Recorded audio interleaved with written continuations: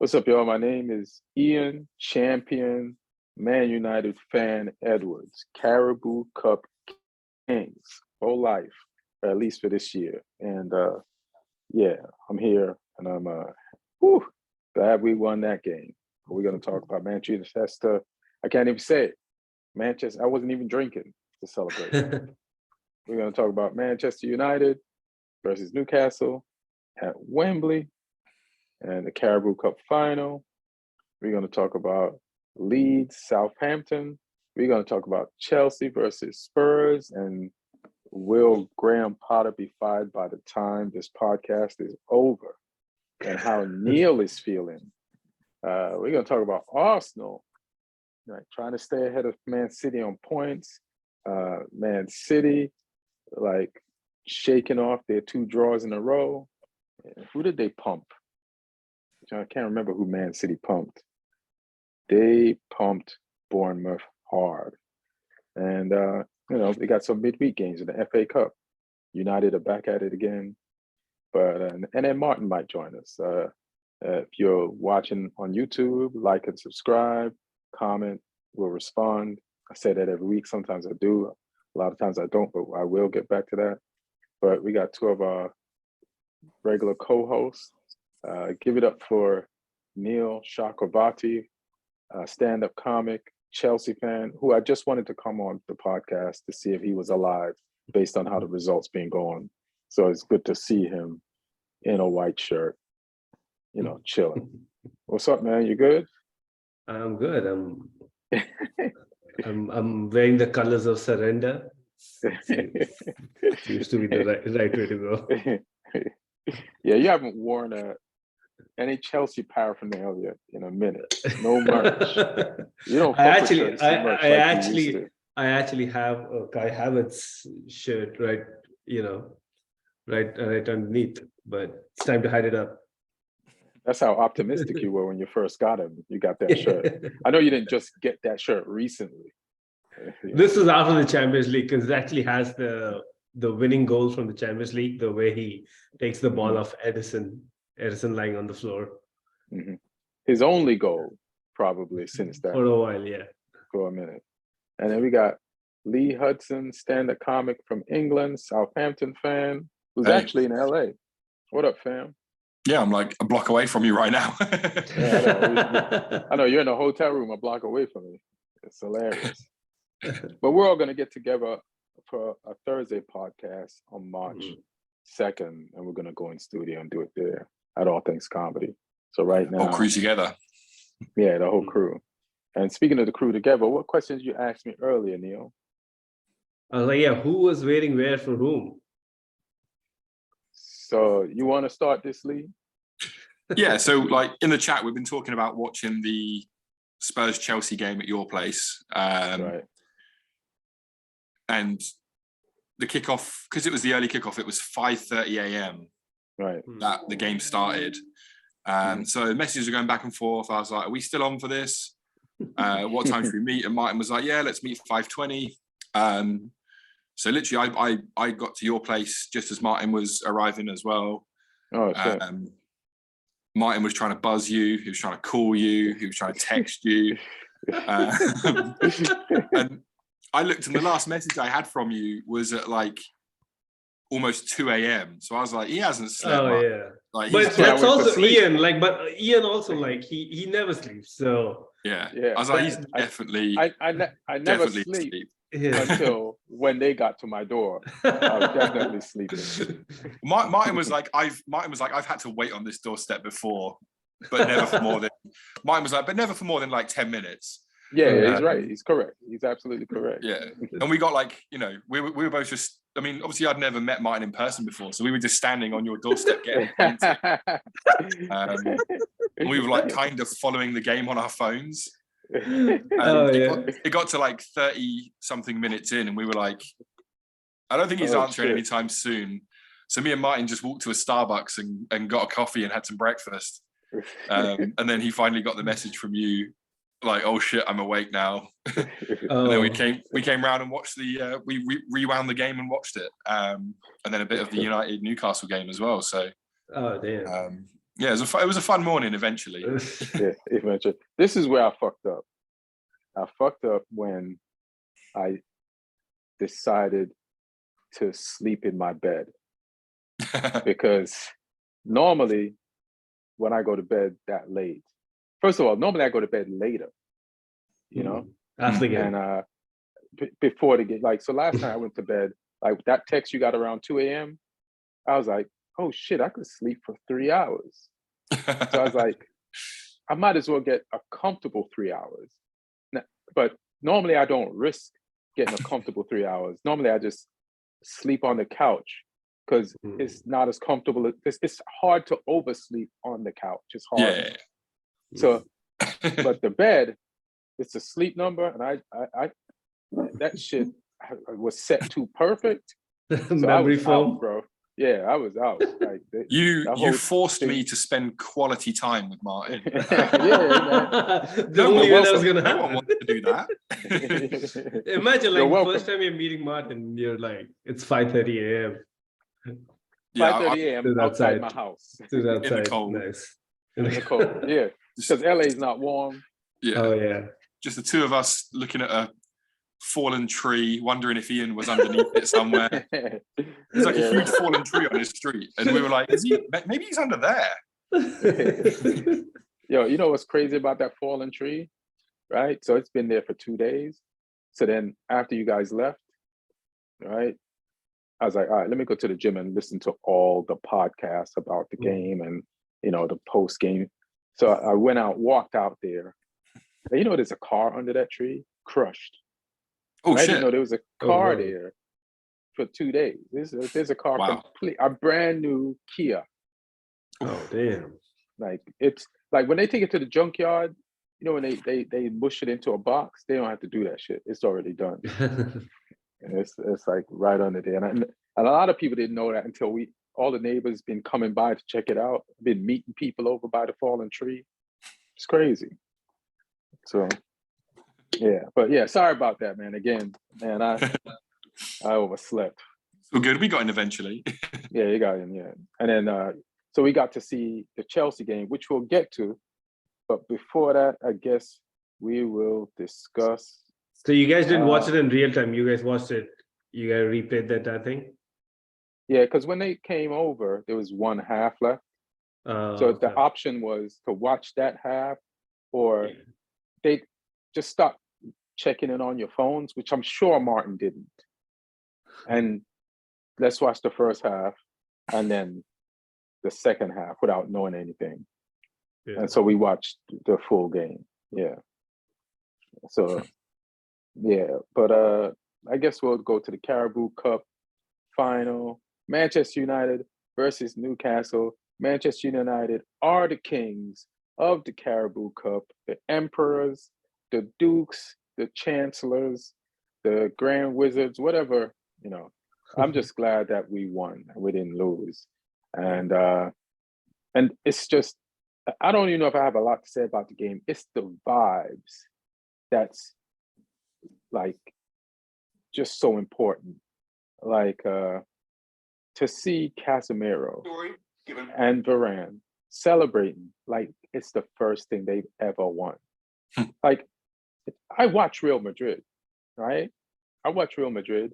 I've seen them win most of the stuff that they won. And I can't even think back to like seeing Varane like in front of the Real Madristas, like pumping his fist and walking up to them, or Casemiro. And they do this for regular games that we win. So imagine like winning a cup at Wembley. Like it's pretty impressive to see that these guys ain't on that mercenary shit. Like they're like, I think the history of Man United is very romantic to a lot of footballers. So when they come here, and because we've fallen off, it's important for them to be a part of the group that turns our history back into the future and remake it what it is. And it's just like, you could see why we're winning, because these guys are 1,000% invested and they're in. And on top of that, the coach, he's invested, the players that we bought that we thought were bad buys, Fred, Wan-Bissaka, sometimes Shaw, like people that were a waste of money are becoming valuable.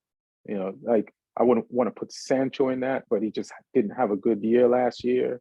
And Marcus Rashford, who's a academy product, reinvested, shoulders fixed, in form, and it's just a great situation to be a fan of. It's just amazing. So I didn't want them to get their hearts broken today, and that the way the fans. I just watched this. I don't know what channel it was, but they had like 4 anchors like on the field after the game, and they couldn't hear each other. They was even cracking jokes like, I don't know what they're trying to say to me in my ear. I don't even know if they're still filming. Like that's how loud it was that they couldn't hear the producers. And yeah, man, like United won. We have a playing style, but our real playing style is mentality and win at all costs. No matter, we don't care if it doesn't look good. Like Ten Hag is a pretty pragmatic coach, and the players have become pragmatic. So at certain times, they know exactly when it's game plan time and pragmatic time. And they switch to that easy. And we've been practicing it all season, and now we got our first cup because of that. What do you guys think? I thought it was a good game. Obviously, we watched majority of it at yours. We saw the stuff we had to see. Me and Martin left at half time when it was 2-0, and then I caught a little bit on my phone when I got back here, and it was I mean, Newcastle, they're a tough team. They don't lay down for you. Like, right. They were getting the ball out to Trippier on the right, and he was putting some dangerous crosses in. Wilson's always sniffing around. So Maximum was taking people on. At one point, he completely destroyed Dalot, and then couldn't get his shot sort of past De Gea. So yeah, they were causing problems, and that you don't get a win against them for free. And the fact that you had to earn it. And Ten Hag was quite honest, I thought, afterwards, where he said, like, we didn't necessarily play the best football today, but we did what we had to do to win. And I think that's what you get when, like you say, you've got winners in your team, like people like Casemiro and Varane, they're used to winning cup finals without necessarily doing it in the prettiest way, because sometimes the prettiest way isn't the way to win. And you've got to do what you get to win. And you were playing direct up to Weghorst, and I thought he had a really good game. Like he's a limited player in certain aspects, but he did what he does really well today. Like he held the ball up well. He brought other people in. That one where he laid off the chance for Rashford, where he held the ball up really well. He had a really effective game. So he led the line well. It's just a really solid performance from United, I thought. And they weathered it. Whenever Newcastle were having like a little strong spell, you managed to ride it out and you didn't panic. And not conceding at all, I think, is a big sign, because if they'd have got one goal back, it makes things difficult. But like I say, you just rode it out every time they looked like they were on top, and then you put yourselves back on top. And I think fully deserved win for United. And I agree with everything you said. And I got one gripe, and I don't know if Neil or Lee, who's the guy who, after a game, there's somebody who, or during the game, somebody's like, all right, marking down the amount of duels and headers won and goals and assists, right? So what's the name of that job or that person's job? Who's that person? I'm not sure if it's someone from the competition or from Opta or Yeah. I think all these websites, they have their people. They're not. They could be done remotely too. But the official one, like the one. So my beef is with the person who's in charge of saying that Rashford's goal was an own goal, because here's my thing. It's like, you're doing your job, right? Yeah. What you did there, given that as an own goal, that's not your job. That is not your job. You went out of your way to Yeah, just you be went mean out to of your somebody. way to be an asshole. Like, you let me know you're a City fan or you're a Liverpool fan or you have some Newcastle ties or I think that's you probably a referee thing, though.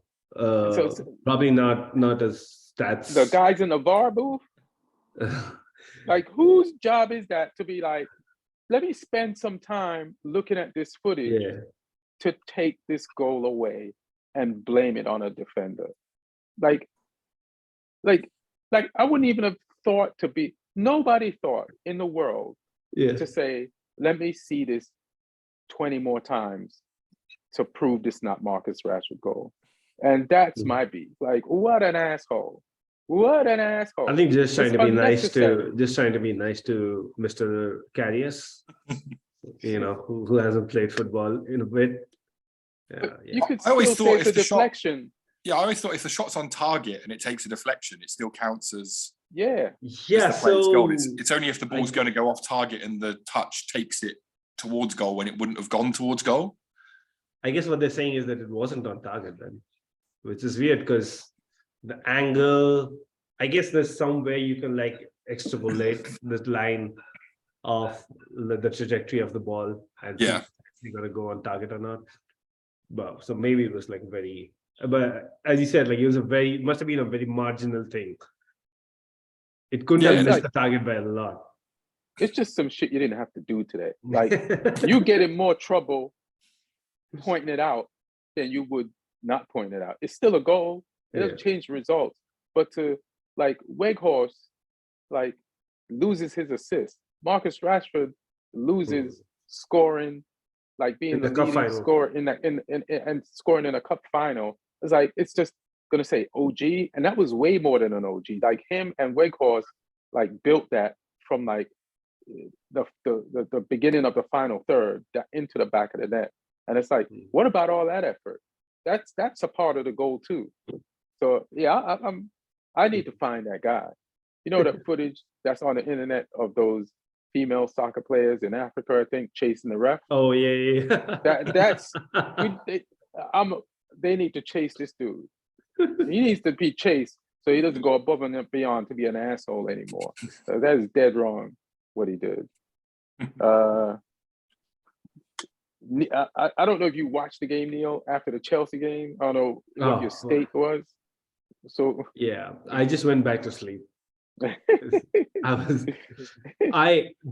best thing I did was I didn't actually get out of bed to take the trouble to actually turn on the TV and watch it on the TV, because that didn't deserve that level of effort from me. So I was just on my phone watching it on the phone.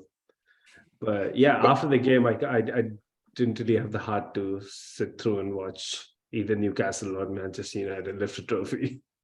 But just what you said is very telling. You're a Chelsea fan. Yeah. You know so much about Chelsea. Like, I've learned so much about Chelsea from you. Like, you're embedded, you're deep. You follow the wives of the players, right? Right? You can tell me what I can tell you if the wife is still gonna be a wife or not. Yes. Like in the next couple of weeks. If she's cheating, you can tell me what the maid from which player got for them from the supermarket, what the meal plan is for the week, like what school their kids go to. Yeah, are the wives getting along or not? How the wives getting along? Like what their vacation plans is? Yeah. Like relatives, like and for you to like watch a Chelsea Spurs game on your phone, bro, that just tells me the state that Chelsea. Even like, because it was an early game, right? 5:30 a.m. So I was even contemplating maybe just not watching it, like get my, because I knew I had a little bit of a sleep deficit from Friday night. So I was like, maybe I should just, get the sleep. So what's going to happen? Like, I seldom believe in miracles. So in football, so what can dramatically change between all these last few weeks versus this? So here's the question.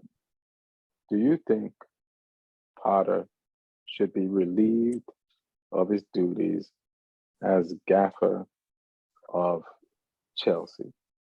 Do you think he can come back from this?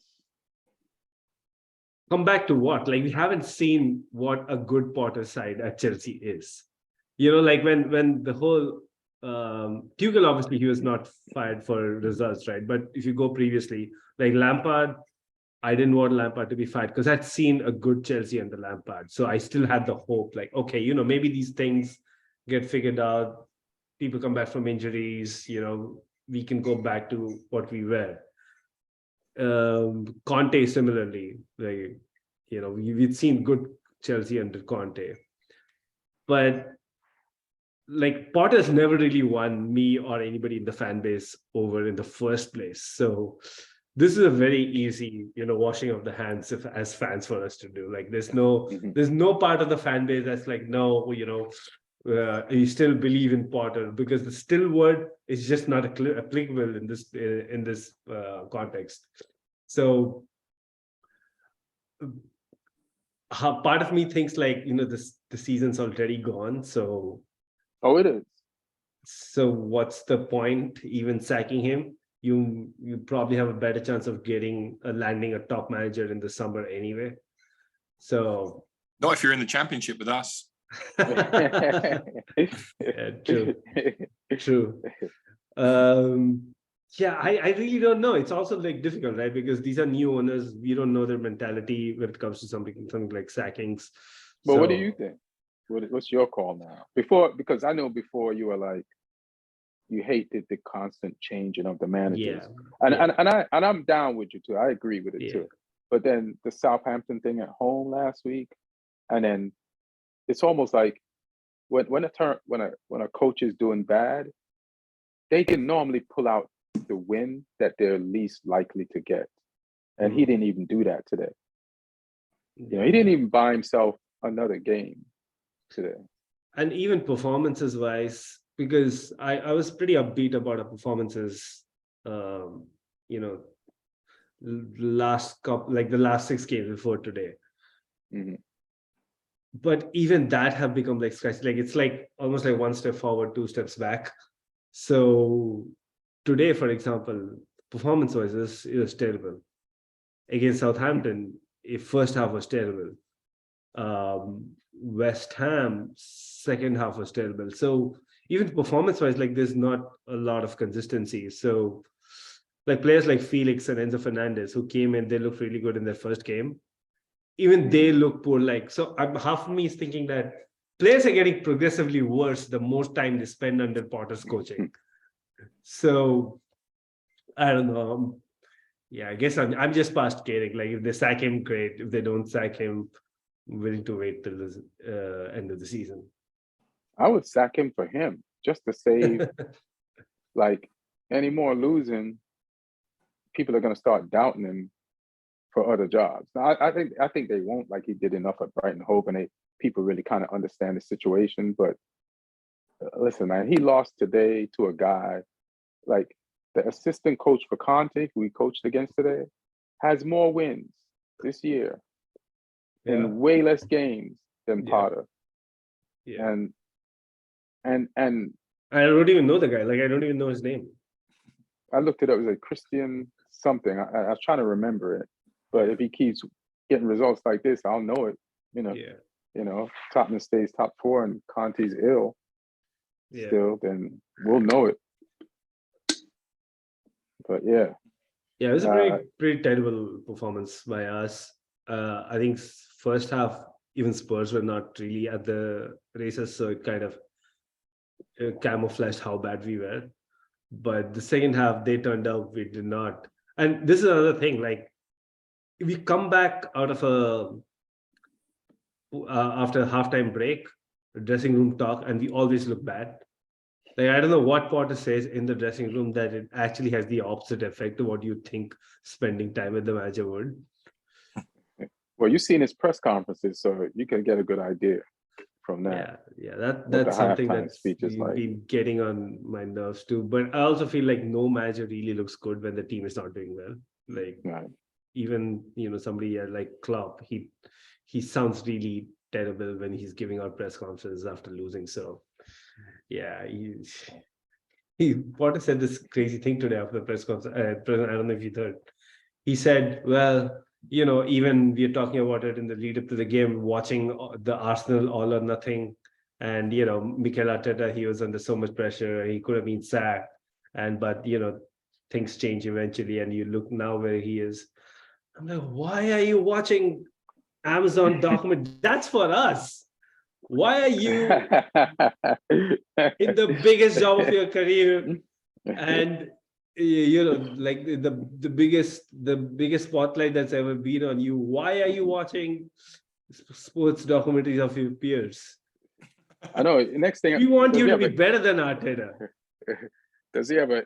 He sounds like an aspiring influencer who looks up stuff to get inspired. Like you're Graham Potter, bro.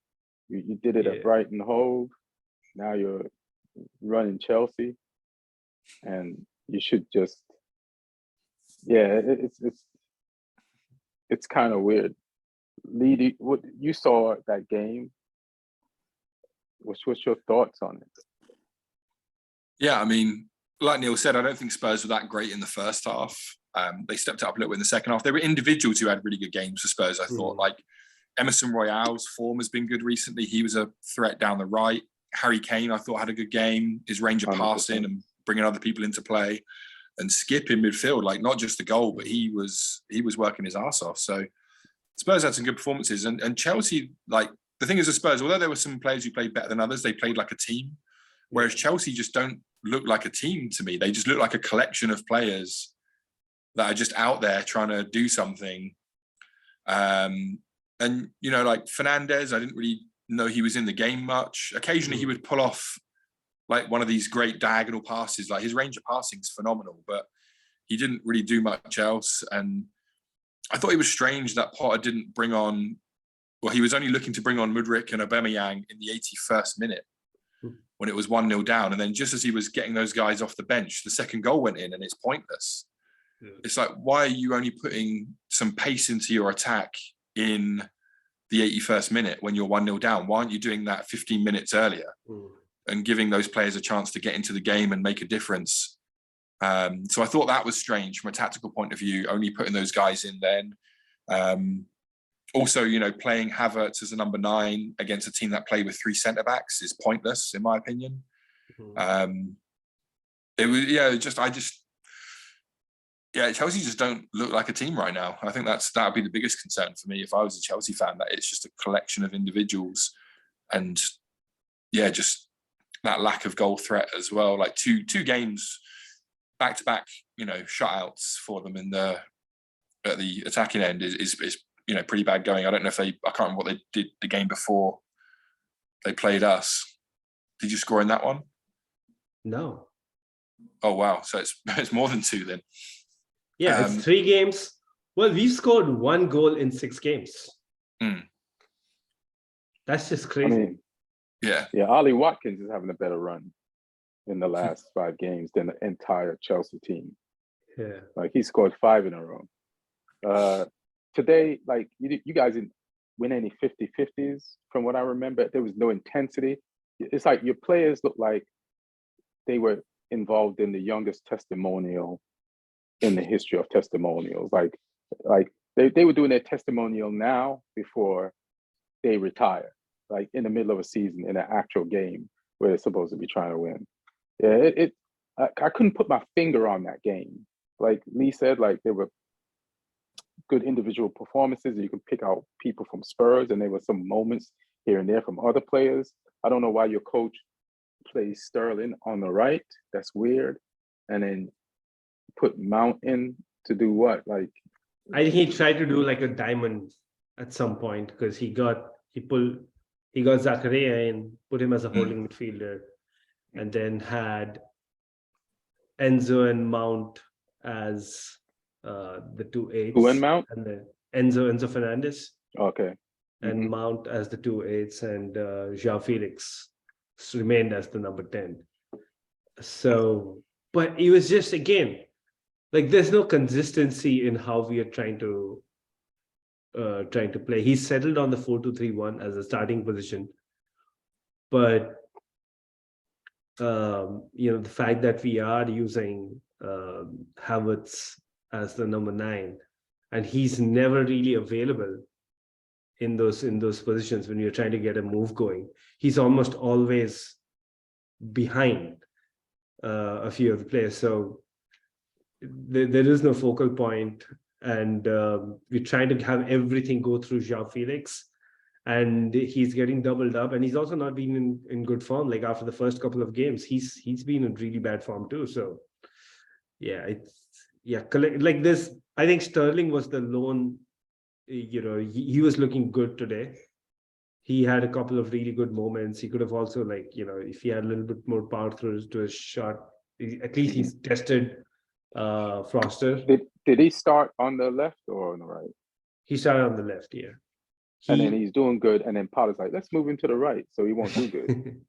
he almost put him like as a, he kind of let him move around a lot more, because he removed he got Ziyech off. Yeah. Which I think was the right move, because Ziyech was moving crazy. He could have, the red card thing. Yeah, Ziyech did not.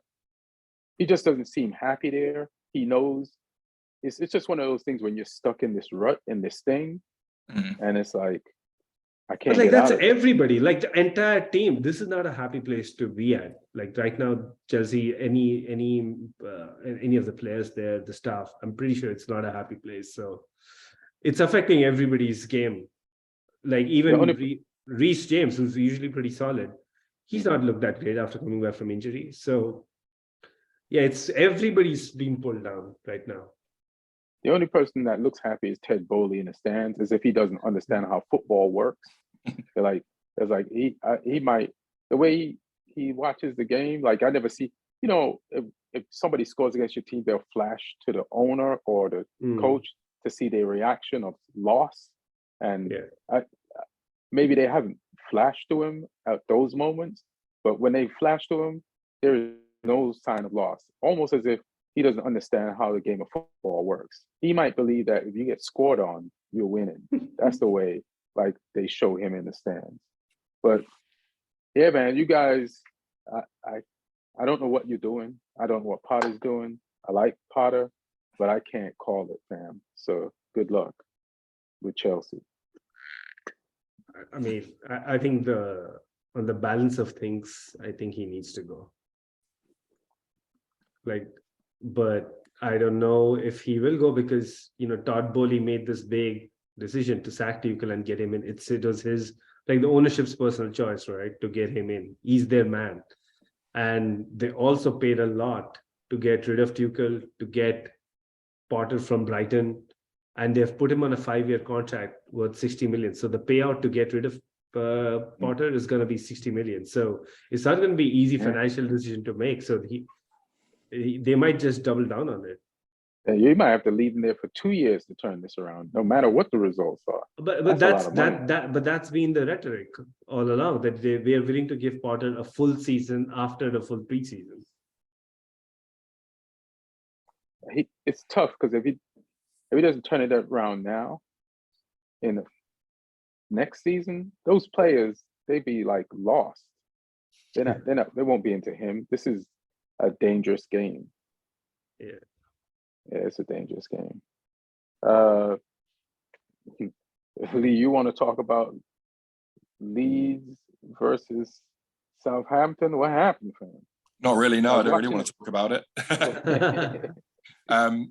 It reminded me a lot of when we played Nottingham Forest earlier this season, where two teams that were bad played each other, and it was a shit mistake that cost us the game. We lost 1-0 when we could have easily drawn 0-0. This game was the same. We played badly, but Leeds weren't great either. And the goal they did score was a little bit fluky. Junior Firpo cut in he's on his weak foot, and he scuffs the ball towards goal, and it goes through Bednarek, and then it goes underneath the keeper, who should have saved it as well.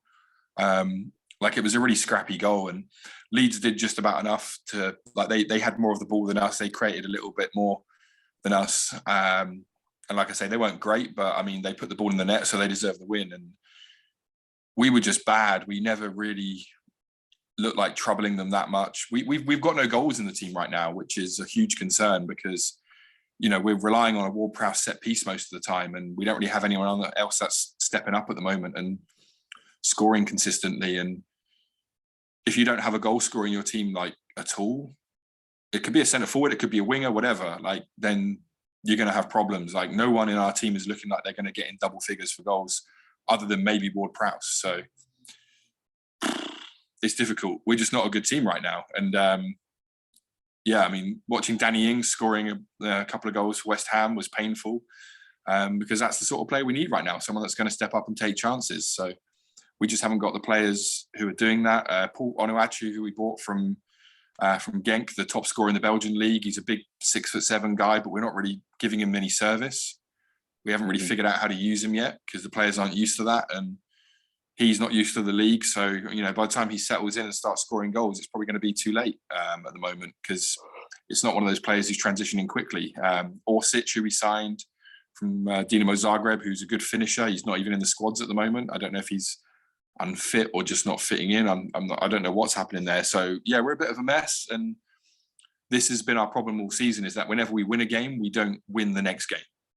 And that's why we're going to go down, I think, because we just can't get a run together. We can win games, but they're in isolation because we haven't got that goal power. So yeah, I mean, we haven't won back-to-back games in the Premier League for over a year now. Right. And that's fucked up, because that's, you know, that's not good enough. If you're going to stay in this league, you got to win back-to-back games. If we're going to catch anyone above us, we can't just win one game and then lose the next five. We need to, you know, do more than that. I'm trying to see where y'all are at officially. Just scroll right down. The bottom. Just scroll right to the bottom. All right, I'll do that. Let's see.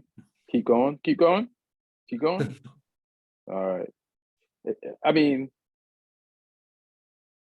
this doesn't look too bad until it is.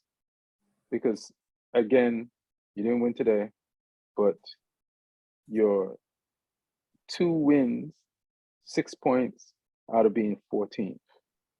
But you got to get those points, or else you're not adrift yet. Yeah. You know, Bournemouth got 21 points. Everton lost. They got 21 points. Even Leeds that beat you, they only got 22 points. They're only 3 points ahead of you. Yeah. And then West Ham is 4 points ahead of you. They're 16th. And Wolves is 15th. And they're like 6 points ahead of you. Mm. So you can go up to Leicester. There's 14th, 6 points ahead of you. But you need them goals, like you said. Yeah, I just don't see us putting the results together back to back. Like, we might win a couple more games in isolation, but unless we actually put a run together, then we're fucked, because you got to try and keep rolling those wins over. Because, like I say, beating Chelsea is no good if we then lose to Leeds. It's just not good enough. We got to try and catch teams, and we need some form. And I've not seen anything at the moment that says, or anything this season that says we're capable of doing that. I don't know if they were too hasty giving Sellers the job as well. Like, my thinking was, keep him as, even if they want to give him the job, keep him as interim, because then the players will be like, if we like him, we got to run through brick walls and make sure they give him the job. Don't give him the job after one game. See how he does, because, you know, he might not be up to the job. He looked up to the job last week against Chelsea, but this week he didn't. So is he or is he not? We don't know, and I don't think the board know. Only time will tell. Yeah, it's not. Yeah, I figured at some point this was going to be rough for Southampton, but we'll see. Like, I forgot what I was going to say, so I'll just slide on to some of these other matches. Let's got to jump off for a second. I'll be back in a moment. All right, cool. So, excuse me. Arsenal managed to. Did you check out any games yesterday? I got some of the highlights here. Yeah. So Man City, they had like 2 draws in a row, one in Champions League and one in the league last week, a surprising one against I think it was Forest. So they came out to Bournemouth to be like, all right, we got to express ourselves, get these goals, and like get back on track, but get back in the hunt for this title, chase down Arsenal, and man, they bodied Bournemouth. Like they got the goals early and they kept them coming. It was just 4-1, but it was even just felt they were more dominant than that. It was only when it was 4-0. That's when Bournemouth put up their best fight. But Alvarez got one, Erling Haaland got one, Foden got one, and an own goal. Trying to remember that goal from Metham. But yeah, Man City are back in the title race. Let's see if we slide down the standings itself and just see where everybody's at. I think they're 2 points ahead, and they have a game in hand. So, they have a chance to open up a lead, because they do know they have to face Man City again. So, right. I think Man City would want to keep that to that 3-point gap, and then use their game to. They're well ahead on goal difference anyway. So they need that cover. They need that little bit of a buffer against Man City. Yeah, this is definitely Man City range. Like you said, they're like Arsenal's just 2 points ahead of them, even though they have a game in hand. But who knows what's going to happen in these games? So this is race on right here. United, they're third. They got 49 points. They're 6 points behind City. I don't think they're in the title race. The reason why City's in the title race is because they've won the title last year. So, and they're only trailing Arsenal by 2 points. That's less than a game. So, yeah. Tottenham resurgent under their assistant coach. They win again. I think Tottenham won like 3 in a row, some shit like that. Yeah. Or 3 in 4 games, something like that. Or 3 in 4 games, yeah. So, and did they win in Champions League this week too? No. No, I don't think they had Champions League this week. Or was it last week? Last week where I think they lost to Milan, I think. Yeah, I think that's true. I think they did lose to Milan. Yeah. But they just won 3 in a row. They handled their business today. We discussed that match earlier, and Harry Kane and I think what that's done for the top 4 is essentially made given them some breathing space, because Newcastle's now there's a gap that's grown between Newcastle and Tottenham. 4 points, but Newcastle has 2 games in hand. So I'm still rooting for Newcastle. Like, we played them today and we won, but I'd like Newcastle to get top 4. I want Eddie Howe to get something for all this effort that his team has put in. Like, as points gatherers, since he took over last season, they have like snatched up mad points. So, and they've been drawing a lot lately, but I feel like if they can get some goals in 2 of these games that they got coming up, they could get near Tottenham and rattle them. It's funny, like, Man City can rattle Arsenal, but at least Arsenal will be rattled because it's a chance for them to win the league. Yeah. Like, Tottenham might be rattled because it's a chance for them to end up in the Europa League, and they might panic under that pressure. But we'll see. Fulham, your boy Willian and them, doing it over there. They got 39 points. They're 6th. Let me see. I think Fulham 1-1 against Wolves. That's what it was. All right. 1-1 against Wolves. So they dropped points or got a point, however you want to look at it. And and Liverpool, another draw. Crystal Palace. Like, what do you think of Liverpool's future for the rest of the season? Like, is the results? I feel like the results that we've seen and that is who they are. Like, I don't know. I kind of know, like we know the midfield thing kind of threw them off, but it's so hard to accept that. And we know they had injuries, but they've had two bizarre seasons. One, you know exactly why it was bizarre. Yeah. But this one is less distinctive, even though I do feel it's the midfield situation.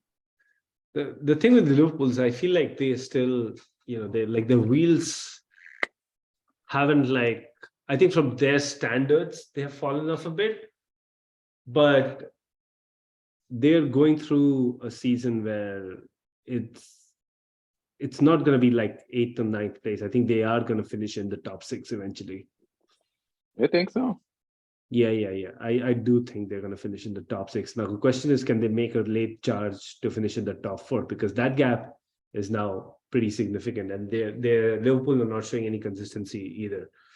But I think the thing is, results like the Real Madrid one, they can really take an effect on your psyche. So if they had lost a 2-1 or a 1-0, that would have been something. But they're losing 5-2 after going up 2 goals at home is such a demoralizing thing that he would require the best manager in the world, and Klopp is probably that guy, but even he's been under pressure this season, and now they have to go away at the Bernabeu and try and do something this week. So this is going to be a huge game for Liverpool. Yeah, nobody expects them to turn that around, but the year they won the Champions League, they did beat Barcelona 4-0, but at least it was at home. That was at home. Yeah. So and you'd think this midweek was set up perfectly for them to get revenge on Real Madrid, and they did for like 20 minutes and then folded. Yeah. Brighton Hove is 8th with 35 points. Did they even play this weekend? I don't think so. No, there's a few teams that are on a week off. I remember because there was loads of players I had to either bench or transfer out in my fantasy football team. Hilarious. Yeah, they were supposed to play Newcastle, but obviously Newcastle was busy. Yeah. Yeah, and then I mean that's about it. What's the deal on the fantasy league? Everton versus Aston Villa. Shout out to Lloyd. Yeah. Villa wins 2-0. And who thinks Everton ain't going down? Because I need to talk to you. I mean, there's competition there. There's a bunch of bad teams. Yeah, who wants to join Southampton? Basically, that's who's coming down with us. Although it's kind of annoying because there's some teams down there who I think if they go down, they would be quite equipped to go back up. I think Everton would throw some money at it, even though they're not very good at doing that. But they're a huge club; they'd attract players, so I think they'd come back up. West Ham. There's 7 teams in a 5-point gap to each other. Yeah, I mean, I got 7 points off of Tyrone Mings for fantasy football for Villa's win, so I'll take that. I mean, at least they did something. They did something. Speaking of fantasy league, who's leading in it? What's the deal? What we got? Joachim Henriksen is top. Boca FC. He captains Haaland this weekend. He had Kane and Watkins in there, who both scored. Alexander-Arnold and Gabriel have got clean sheets, so he's top. Martin's second. Unfortunately, because Martin gambled and put his eggs in the Spurs basket this week, so he got 12 points from Eric Dyer, which is pretty heartbreaking to see. But yeah, I'm down in 13th, but I had a fairly good week. I had Martinelli, who scored, Haaland, who scored, Kane, who scored. Not Kane, who scored, sorry. Kane, who got... Kane did score, sorry, yeah. Kane scored. Yeah. Gabriel got me a clean sheet. Robertson got me a clean sheet. Mings got me a clean sheet.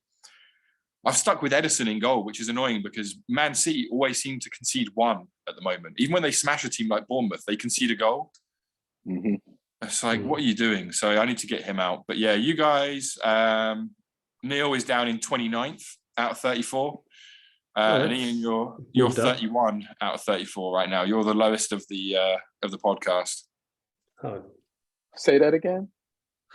You're 31st out of 34. You're the lowest out of me, you, Neil, and Martin. Shit. And where's Neil at? 29. Just above you. Yeah. You would. Yeah, I keep saying it. But, all right, I'm gonna try. Congrats. I mean, it's just been busy. It's just had shit to do. We got some midweek games, which is crazy. So I think Man City FA Cup, right? Where is it? FA Cup. Just go through these real quick. Yeah, you guys are playing West Ham on Wednesday, I think, in the FA Cup. Which is crazy. It's just crazy. Yeah. There's Arsenal, Everton in the league, and Liverpool Wolves in the league as well. Arsenal, Everton in the league? Arsenal, Everton, and Liverpool Wolves, yeah. Both on Wednesday. Liverpool Wolves. You think Arsenal can beat Everton at home after losing to them on the road?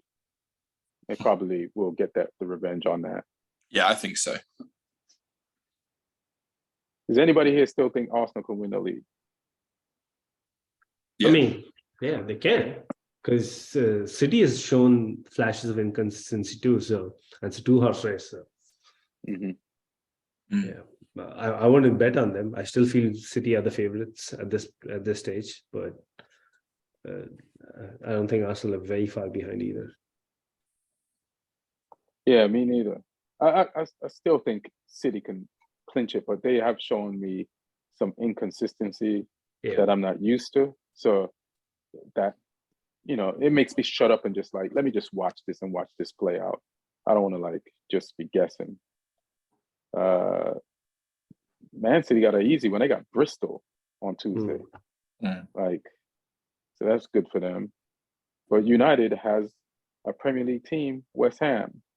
So that's tough for us. Spurs got Sheffield United.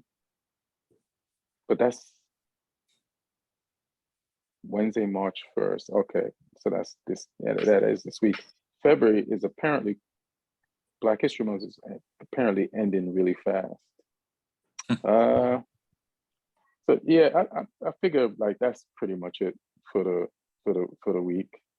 I had fun in Houston. Had some shows at the Secret Group, and it was like really fun. It was packed, and I had some really funny Houston comics go up before me. It was great meeting them, and the show was put on by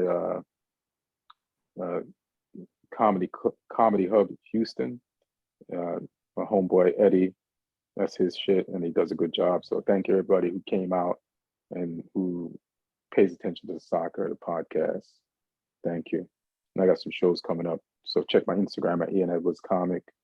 Link in bio. All the show dates will be there. Anything you guys want to plug? Lee, you did a bunch of shows.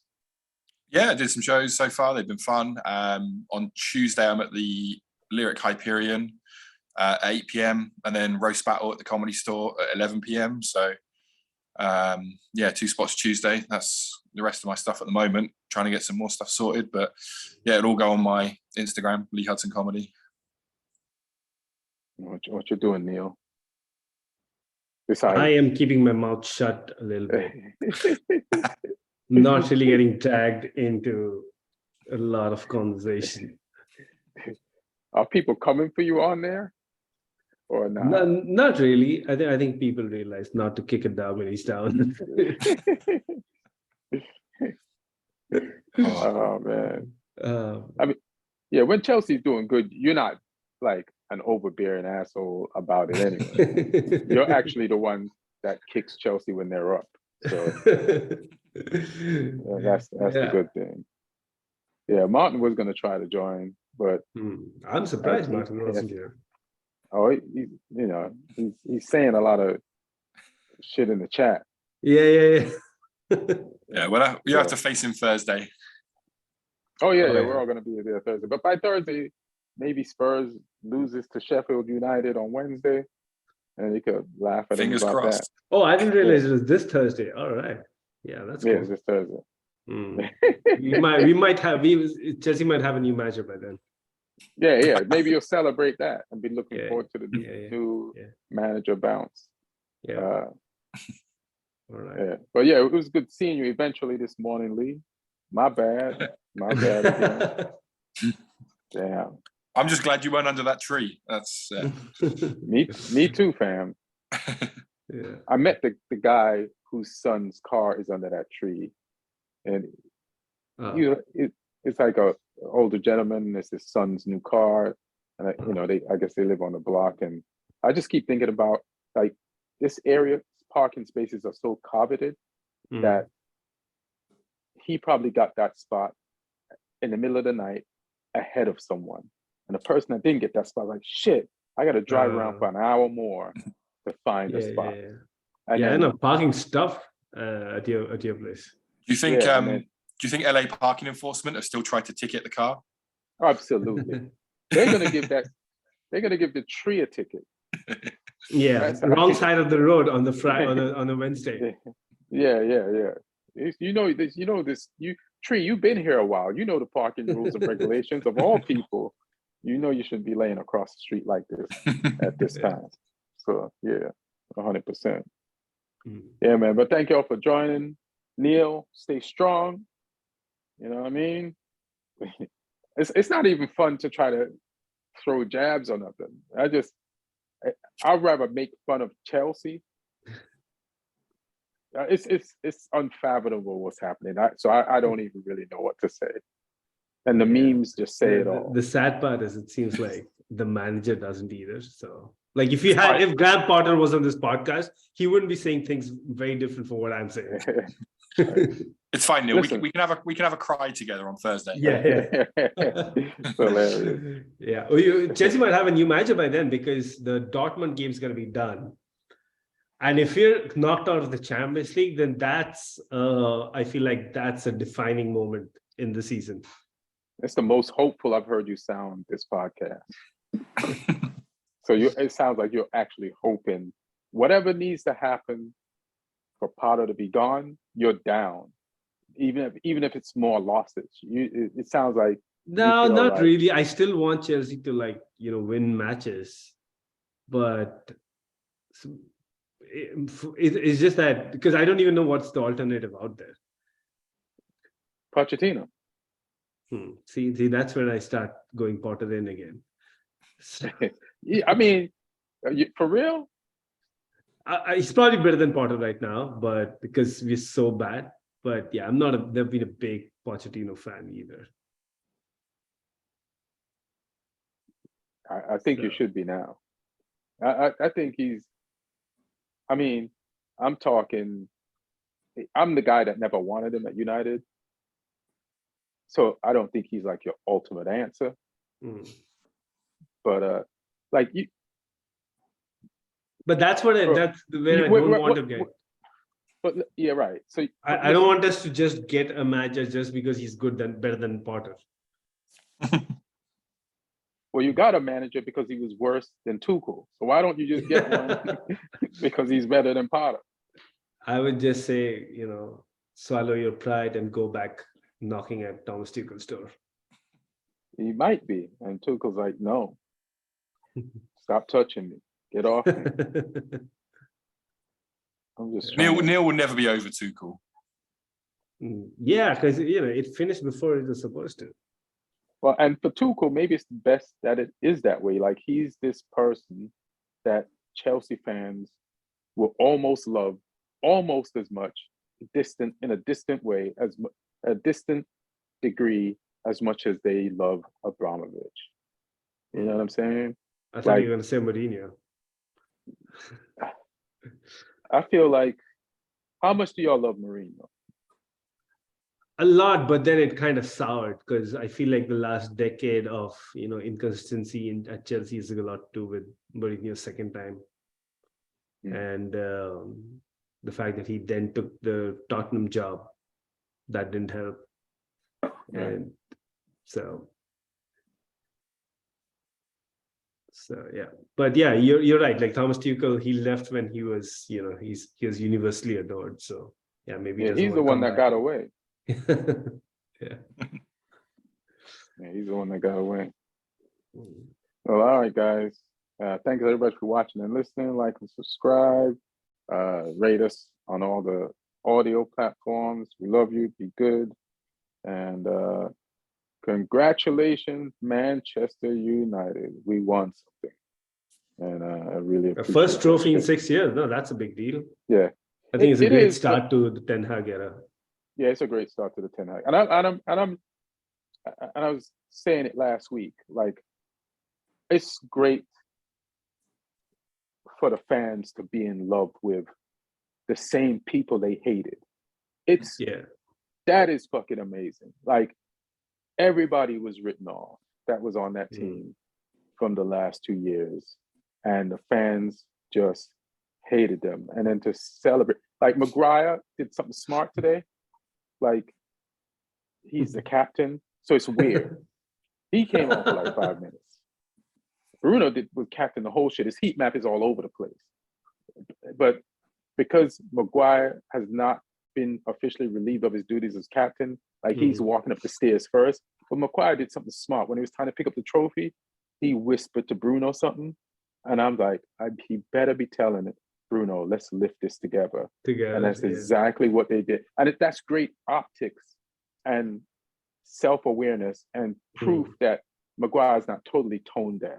And I've listened to some of the fan platforms, and they're happy that Maguire actually lifted the trophy. But I think they're also mostly happy that he didn't just lift it by himself. You know what I mean?